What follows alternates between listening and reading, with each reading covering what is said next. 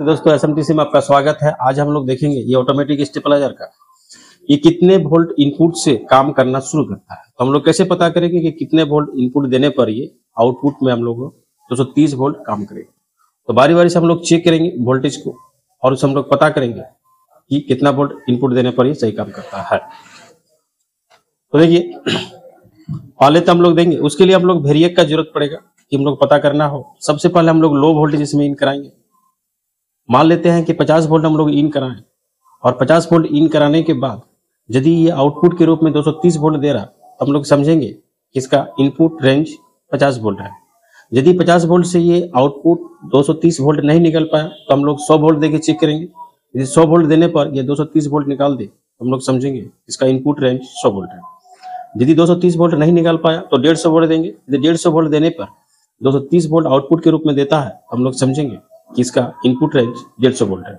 इस तरह करके हम लोग पता करेंगे। तो आइए चलते हैं, थोड़ा प्रैक्टिकल देखेंगे इसको कि क्या ये कितना वोल्ट से इनपुट देने पर हम लोग आउटपुट काम करता है। तो सबसे पहले हम लोग इसके लिए वेरिएक का जरूरत पड़ेगा या ऑटोकट स्टेबलाइजर का जरूरत पड़ेगा, जिसमें हम लोग वोल्टेज को कम करके देखिए इसका आउटपुट को देख सकें। तो देखते हैं हम लोग इस ऑटोमेटिक स्टेबलाइजर में कितना वोल्टेज इनपुट देने पर ये 230 वोल्ट आउटपुट करता है, वो इसका इनपुट रेंज होगा। तो चलिए हम लोग लगा दिए एक ऑटो स्टेबलाइजर लगा, जिससे हम लोग वोल्टेज 160 वोल्टेज इसमें आउट करा है। हम लोग ऑन किए स्टेबलाइजर को, हम देखेंगे कि इतना वोल्ट हम लोग आउट करा है। तो देखिए यहाँ से ये 160 वोल्ट इन हो रहा है, 160-63 वोल्ट इन हो रहा है। ये इनपुट वोल्टेज। अब हम लोग देखेंगे कि इसका आउटपुट वोल्टेज कितना दे रहा है ये। तो ये देखिए ये हम लोग कॉमन पे रखें और पहला स्टेप में रखें। देखिए यहाँ पे 198 वोल्ट दिखा रहा है। अगला स्टेप पे देखिए तो ये देखिए हम लोग का 225 वोल्ट दिखा रहा है, 227-25, और ये देखिए 233-35 वोल्ट दिखा रहा है। इसका मतलब है कि 160 वोल्ट यदि हम लोग इसमें देंगे तो ये 230 वोल्ट आउटपुट करेगा।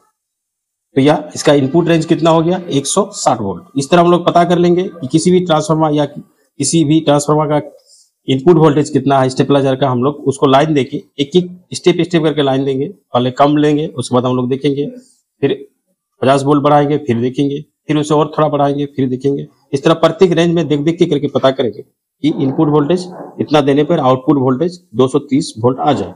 जिसमें हम लोग का 230 वोल्ट आ जाए समझेंगे कि इसका इनपुट रेंज हम लोग का 160 है या 150 है या 100 है या 90 है। इस तरह से हम लोग पता करेंगे।